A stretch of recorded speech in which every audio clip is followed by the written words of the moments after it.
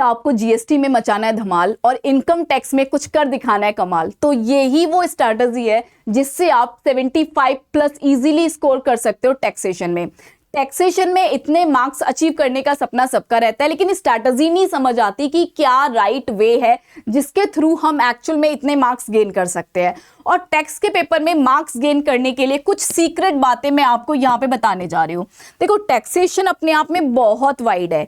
एक बार जब अपन शुरू करते हैं ना, तो अपन को ये नहीं समझ आता कि यार अब ये सब्जेक्ट खत्म कैसे होगा। इधर से इनकम टैक्स शुरू होता है, मैम आराम से 20-30 चैप्टर चलते हैं, फिर जीएसटी आता है उसमें भी चलते हैं, फिर कस्टम आता है उसमें भी चलते हैं। अब ये नहीं समझ आता कि सारे चैप्टर को हम इक्वल इंपॉर्टेंस दें या फिर कुछ चैप्टर्स को हम पहले कर लें, कुछ को हम लास्ट में करें अगर हमारे पास टाइम बचे तो ढेर सारे ऐसे कंफ्यूजन है मैम हमारे दिमाग में कि हम ये नहीं समझ पाते कि हम थ्योरी को बार बार पढ़े या फिर हम क्वेश्चन प्रैक्टिस भी करें। क्योंकि थ्योरी को तो हम कितना भी पढ़ लेते हैं ना मैम, थ्योरी को पढ़ने के बाद हमें ये नहीं याद होता, हमें ये नहीं समझ आता कि चीजें हमें रिटेन हो रही हैं कि नहीं हो रही। तो इसी चीज का डाउट दूर करने के लिए हम वापस से पढ़ते हैं और पढ़ते पढ़ते वो टाइम आ जाता है कि हम क्वेश्चन प्रैक्टिस नहीं कर पाते हैं। फिर जब हम क्वेश्चन उठाते हैं तो हमसे क्वेश्चंस नहीं बनता है। तो यही सारे वो प्रॉब्लम्स हैं जो मेरे सारे सीएस बच्चे फेस करते हैं, और यहाँ पे इन्हीं प्रॉब्लम का मैं सॉल्यूशन लेके आई हूँ। मैं सीए कंचन गुप्ता आपका इस स्ट्रैटेजी की क्लास में ढेर सारा स्वागत करती हूँ, जहां पे मैं आपको सिखाऊंगी कि how to score 75 plus marks in the taxation. चलिए, तो आपका टैक्सेशन का पेपर जिसमें आपसे जीएसटी भी पूछा जाता है, आपसे कस्टम भी पूछा जाता है, आपसे इनकम टैक्स भी पूछा जाता है। सबसे पहले तो ये काम आप आई थिंक कर चुके होंगे, नहीं अगर नहीं किया है तो सबसे पहले आपको यही करना है कि पूरा का पूरा सिलेबस देखो यार, एक बार तो कम से कम खत्म करो। ये डिसीजन सेकंड स्टेप पे लिया जाएगा कि कौन सा छोड़ूं कौन सा नहीं, लेकिन एक बार तो हमको सारा सिलेबस अपनी आंखों के नीचे से निकालना ही पड़ेगा। क्योंकि एक बार अगर नहीं निकाला होगा तो हम ये डिसाइड ही नहीं कर पाएंगे कि ये चैप्टर मेरे बस की बात है कि नहीं। तो एक बार तो आप सारा खत्म करो, छोड़ना मत। क्योंकि जब हम छोड़ते हैं ना तो एक डर बैठ जाता है मन में, एक फियर बैठ जाता है कि यार मैंने वो चैप्टर छोड़ा हुआ है, उससे आ गया। तो एक बार पढ़ोगे एटलीस्ट आपको ये समझ आ जाएगा कि ये चैप्टर इजी है, इससे कैसा भी क्वेश्चन आए मैं कर दूंगा। ये चैप्टर टफ है लेकिन मैंने थोड़ा बहुत तो पढ़ा है, आएगा तो चलो देख लूंगा। तो कहीं ना कहीं कॉन्फिडेंस हमारा एक मेंटेन रहता है। तो सबसे पहले मैं यही आपको स्ट्रैटेजी बताऊंगी जो मैं भी अपने टाइम पे किया करती थी। जब मैं सीए कर रही थी तो उस टाइम पे मैं टैक्सेशन में यही फिलॉसफी अपनाती थी कि एक बार तो मुझे सिलेबस पूरा पढ़ना है, चाहे मेरा कोई सा भी सब्जेक्ट हो। क्योंकि जब तक मैं पढ़ूंगी नहीं, आई कांट डिसाइड कि ये मेरे बस की बात है कि ये मेरे बस की बात नहीं है। तो एक बार तो पूरा पढ़ लो, और पूरा एक ही बार पढ़ो। उसके बाद आपको ये समझ आ जाता है कि इक्का दुक्का चैप्टर ऐसे हैं जो आपके बस की बात नहीं है, उनको साइड में रख दो। तो जो आपके बस की बात है पहले उस पे फोकस करेंगे ना।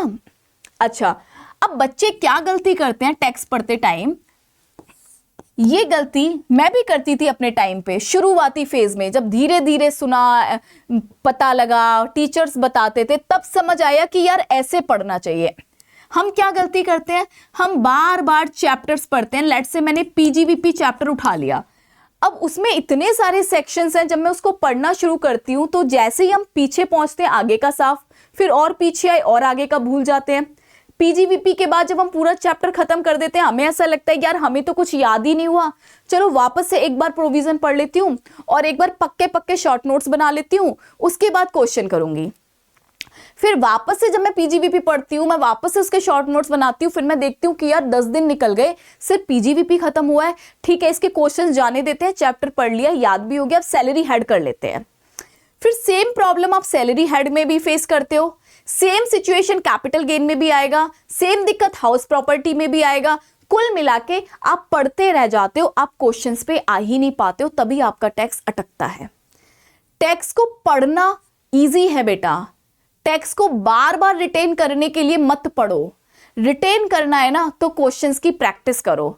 जब आप क्वेश्चंस करोगे, previous year questions, mock test, तो आपको समझ आएगा किस टाइप से थ्योरी को क्वेश्चन में पूछा जाता है, कौन कौन सी ऐसी स्टेटमेंट्स हैं जो बार बार रिपीट होती हैं। जब आप क्वेश्चंस करोगे ना, क्वेश्चंस के वे में आप प्रोविजन को जब याद करोगे ना, तो ये बात 100 आने देखना, आपको बहुत पॉजिटिव मार्क्स दिला के जाएगी।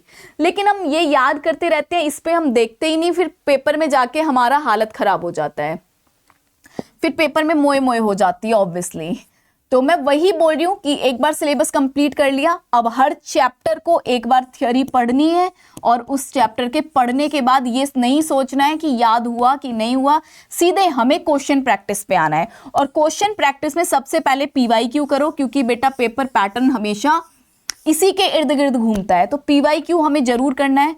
फिर हमें मॉक टेस्ट करने हैं, कम से कम चार अटेम्प्ट के PYQ करो, कम से कम 3 अटेम्प्ट के मॉक टेस्ट करो।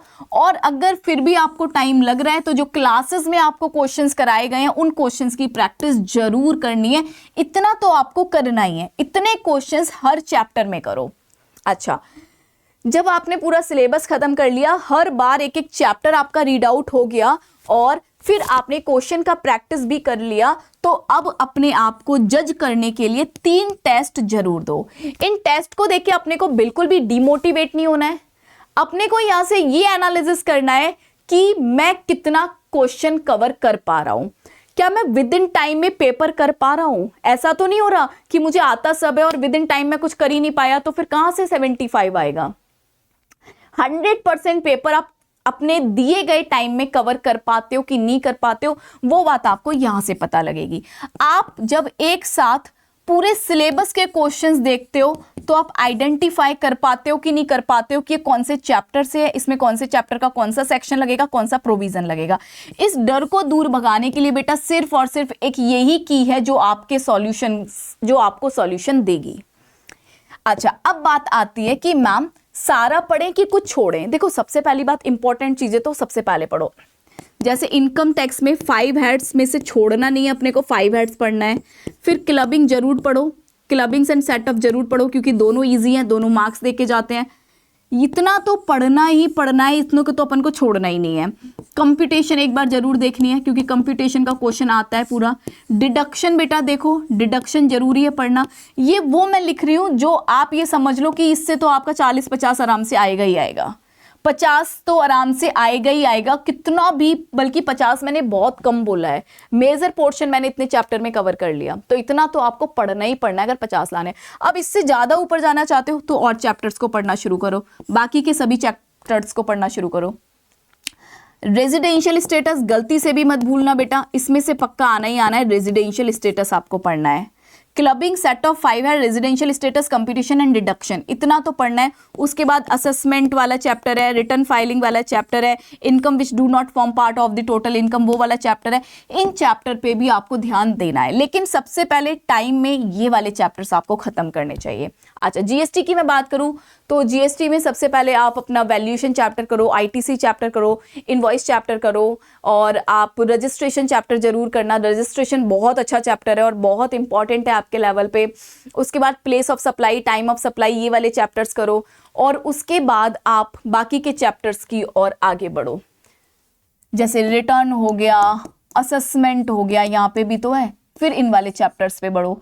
सिमिलरली कस्टम में बेटा आपका ये समझ लो कि आना है पेपर में, तो कस्टम का ओवरव्यू आपके सिलेबस में है। जब ये और ये खत्म हो जाए ना, फिर आप कस्टम की ओर बढ़ना, फिर आप कस्टम को तैयार करना। लेकिन पहले आप इनकम टैक्स तैयार करो एंड जीएसटी तैयार करो, यहाँ से मेजर पोर्शन आना है पेपर में।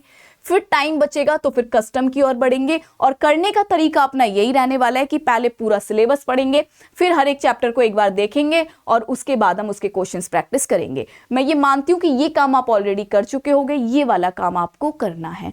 तो यही एक स्ट्रैटेजी है जो मैंने आपसे शेयर की। ये बेसिकली स्ट्रैटेजी मेरी खुद की प्रैक्टिकल लाइफ पे बेस्ड है, जो मैं अपने टाइम में करती थी और मैं टैक्स में एग्जाम्शन लेके आई थी। सेम वही तरीका मैंने आपको बताया कि आप भी करो, आपका भी मार्क्स आएगा। जब मेरा आ सकता है तो आपका भी आ सकता है, लेकिन करने का जो तरीका है ना, वो ईमानदारी से होना चाहिए। ये नहीं कि मैम ने बोल दिया, हमने सुन लिया, बस करेंगे वैसे ही जैसे हमारा पुराना मेथड चल रहा था, तो फिर नहीं होगा। सो फॉलो करो स्ट्रैटेजी, लेके आओ आप सभी 75+ मार्क्स। मेरी विशेष है आपके साथ। So bye bye, take care, God bless you all.